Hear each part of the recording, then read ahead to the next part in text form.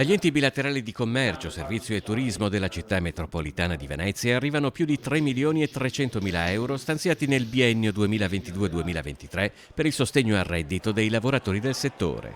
Il progetto è sulla falsariga di quelli che abbiamo presentato in questi anni. Si tratta di un contributo ai lavoratori per il caro bollette che è di 200 euro cada uno. La quota che noi dedichiamo a questo capitolo è di 300.000 per l'ente bilaterale del turismo e di 200.000 per l'ente bilaterale del commercio. Formato dalle associazioni di categoria che rappresentano la cosiddetta parte datoriale, CGIL, CISLEWI, la rappresentanza delle parti sociali, l'ente bilaterale si rivolge a tutti i dipendenti associati in regola con il versamento contributivo.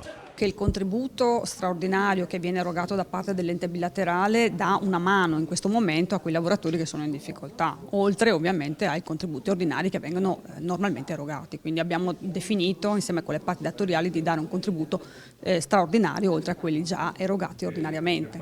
Il settore del turismo è peraltro uno di quelli che sta incontrando le difficoltà maggiori nel reperimento del personale. Qualsiasi azienda di qualsiasi settore sta ricercando personale specializzato, si fa molta fatica, poi il lockdown ci ha dato una mazzata e le persone che sono entrate in FIS poi hanno ricercato nuovi lavori o addirittura si sono trasferiti in altre regioni. Il fatto di rendere più competitivo il nostro contratto, quello che è l'appartenenza al nostro settore garantisce degli elementi che in altri ambiti non ci sono, perché quelli che sono i numeri che abbiamo visto oggi, cioè 2.700 euro, 2.400 a seconda dell'ente che viene coinvolto, si tratta di più di una quindicesima. Il 2022 è stato un buon anno sul fronte del turismo, così come dovrebbe essere il 23, ma la prudenza è d'obbligo. Abbiamo una guerra, abbiamo tanti aspetti di preoccupazione che purtroppo anche frenano gli investimenti e gli investimenti sono il futuro.